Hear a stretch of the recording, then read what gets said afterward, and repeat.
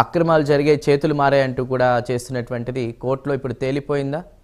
ఏం ఏం చెప్తారు దానికి సంబంధించి? రైట్ రైట్ రవికిరణ్ గారు, వంశీకృష్ణ గారిది కట్ అయింది. ఫిర్యాదు చేసినటువంటి వ్యక్తే కోర్టులో హాజరై ఎలాంటి ఆధారాలు మా దగ్గర లేవు, క్లోజ్ చేయొచ్చు అన్నట్టుగా చెప్పినట్టు తెలుస్తోంది. ఇప్పుడు ఫైబర్ నెట్ స్కిల్ స్కామ్కి సంబంధించి మీరేం మాట్లాడతారు? చందు గారు, ముందుగా మీకు తోటి ప్యానలిస్టులకి టైమ్ లైన్ వీక్షకులందరికీ శుభోదయం అండి. ఇప్పుడు గడిచిన 2019 నుంచి 24 వరకు ఒకసారి మనం చూసుకుంటే జగన్మోహన్ రెడ్డి గారు చంద్రబాబు నాయుడు గారి మీద అనేకమైన కేసులు, దగ్గరగా ఒక 18 రకాల కేసులు, దానిలో అవినీతి ఆరోపణలు పెడుతున్న కేసులు, హత్యాయత్నం అంగల్లో ఆయన మీద దాడి చేసి ఆయన మీద హత్యాయత్నం కేసు, రకరకాల. ఇప్పుడు ఫైబర్ నెట్లు మీకు చెప్పినట్టు అప్పుడు బ్రహ్మానంద రెడ్డి గారు, ఆయన మధుసూదన్ రెడ్డి గారు, ఫైబర్ నెట్ ఎవరు మధుసూదన్ రెడ్డి గారు ఎంపీగా ఉన్నారు, ఆయన అవినీతి జరిగిపోయింది అన్నట్టు ఫిర్యాదు ఆయనతో ఇప్పించడం. అలాగే లిక్కర్ గా ఇది జరిగిపోయిందని వాసుదేవ్ రెడ్డి గారు ఎండి గారు. అలాగే CRDA inner ring road alignment ఇది మార్పు చేశారని చెరుకూరి శ్రీధర్ గారు. అలాగే స్కిల్ కేసు జరిగిపోయిందని చెప్పేసి వాళ్ళతో ఫిర్యాదులు, అనేకమైనటువంటి ఫిర్యాదులు, అవినీతి ఆరోపణలు ఎబ్బడి ముబ్బడిగా చేశారు. చేసి వాళ్ళు ఏం సాధించారు? ఒక 52 రోజులు జైల్లో పెట్టి వాళ్ళ ఆనందాన్ని, ఇది నా మీద కూడా జగన్మోహన్ రెడ్డి గారి మీద కూడా ఈడీ సిబిఐ కేసులు ఉన్నాయి కాబట్టి ఆయన్ని జైలు పక్షి అంటుంటారు కాబట్టి శుక్రవారం కోర్టుకి వెళ్ళి వస్తారంటున్నారు కాబట్టి ఈ రకంగానే చంద్రబాబు నాయుడు గారికి కూడా అటువంటిదే డిటో చేయాలనే ఉద్దేశంతో ఎప్పుడు ముప్పుడు ఇది ప్రభుత్వం దిగిపోతుంది, ప్రభుత్వ టర్మ్ అయిపోతుంది అన్న 4-5 మాసాల ముందు కూడా ఆయన మీద కేసులు టక్క పెట్టుకుంటూ పోయారు. పెట్టుకుని పోయి కౌంట్ పెంచేశారు. పెంచేసి ఏం సాధించారండి? కనీసం ఏ ఒక్క కేసులో అన్నా సరే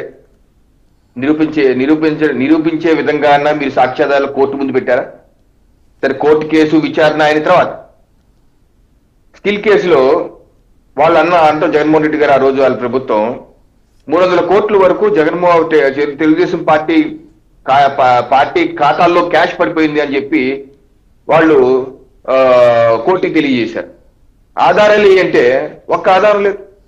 తెలుగుదేశం పార్టీ ఖాతాలో పడ్డట్టు ఒక్క బ్యాంక్ స్టేట్మెంట్ ఈయన చూపించగలిగారండి ఎప్పుడన్నా?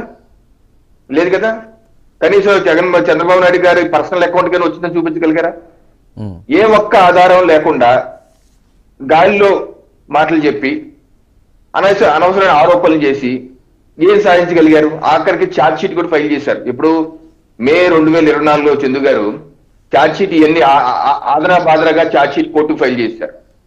అప్పుడు ఏసీబీ కోర్టు ఏమందంటే ఏంటి ఛార్జ్ షీట్ ఏంటి ఇటువంటిది అన్ని తప్పులు తరగ్గా ఉంది, అసలు దేనికి ఏ పొంతం లేదు, ఎక్కడ ఏ వివరాలు లేవు అని చెప్పేసి కోర్టు రిజెక్ట్ చేసింది. ఎప్పుడు మా ప్రభుత్వం రాకముందు, ఎన్డీఏ ప్రభుత్వం రాకముందే మేలో ఫైల్ చేస్తే కోర్టు రిజెక్ట్ చేసి మొత్తం సరిగ్గా సబ్మిట్ చేయమంది. అంటే ఏంటి? ఎన్నికలు వచ్చేస్తున్నాయి, మన ప్రభుత్వం వస్తుందో రాదో ఏదో రకంగా ఛార్జ్ షీట్ ఫైల్ చేసి ఇరికించేయాలని చెప్పేసి దీన్ని మేకప్ చేసి ఫైల్ చేశారు. ఫైల్ చేసి కోర్టు రిజెక్ట్ చేసింది. ఆ తర్వాత ఈ వైసీపీ పార్టీకి అనుకూలంగా ఉండే విశ్లేషకులు కొంతమంది ఉన్నారు, తిలక్ గారు అటువంటి వాళ్ళ ఛానల్ వస్తుంటారు. వాళ్ళ రూపంలో హైకోర్టుకి సుప్రీంకోర్టు కూడా వెళ్ళారు. ఏమని వెళ్ళారు? చంద్రబాబు నాయుడు గారికి ఎన్ని కేసులు ఉన్నాయి, ఈ కేసులు ఆయన విచారిస్తే న్యాయం జరగదు, సుప్రీంకోర్టుకి మీరు మీ దగ్గరికి వస్తున్నాము, అది సిబిఐకి ఇవ్వండి అని చెప్పి అన్నారు. సుప్రీంకోర్టు వరకు వెళ్ళారు. సుప్రీంకోర్టు చివాట్లు పెట్టింది. ఇదే మీకు సంబంధం ఏంటి? ఏదైనా స్పెసిఫిక్ గా ఉంటే మా దగ్గర రండి, అంతేగాని బంచ్ ఆఫ్ కేసులు మీకు తిలక్ గారు మీకు ఈ కేసు సంబంధం ఏంటి అడిగింది సుప్రీంకోర్టు. తిలక్ గారు మీకు ఈ కేసుకి సంబంధం ఏంటి? మీకు సంబంధం లేకుండా ఎందుకు వచ్చారు ఇక్కడికి? మీరేమైనా బాధితుడా, మీరేమైనా ఫిర్యాదుదారుడా? మీరు ఏ రెండు కాదు ఎవరు ప్రేరేపిస్తే మీరు ఇక్కడికి వచ్చారని చెప్పి అడిగింది సుప్రీంకోర్టు. ఇలాంటి చెల్లమని చెప్పి కొట్టేసింది. ఈ రోజు మొత్తం ఈ సంవత్సరాల తర్వాత అన్ని డొల్ల కేసులు అని చెప్పేసి ఏ వ్యక్తులైతే ఆ రోజు ఫిర్యాదు చేశారు, మధుసూదన్ రెడ్డి గారు కావచ్చు, వాసుదేవ్ రెడ్డి గారు కావచ్చు, చెరుకు శ్రీధర్ ఎవరి ద్వారా ఫిర్యాదు చేసి వాళ్ళే ఈ రోజు కోర్టుకు వెళ్ళి మెమో దాఖలు చేశారు కోర్టులో. ఏమని? ఆ రోజు మా మీద ఒత్తిడి చేసి ఇలా ఫిర్యాదు చేయించారు, ఈ కేసులో ఏ ఆధారాలు లేవు, దీన్ని తొలగించేయండి అని చెప్పి వాళ్ళే స్వయంగా మళ్ళీ వెళ్ళారు. ఏం సాధించారు దీని ద్వారా? మీరు అనవసరమైన కేసులు, ఆరోపణలు, ఎటువంటి ఆధారాలు లేని కేసులు. ఆ రోజేమో అధికారులు ఆ రకంగా ఒత్తిడి చేయించారు.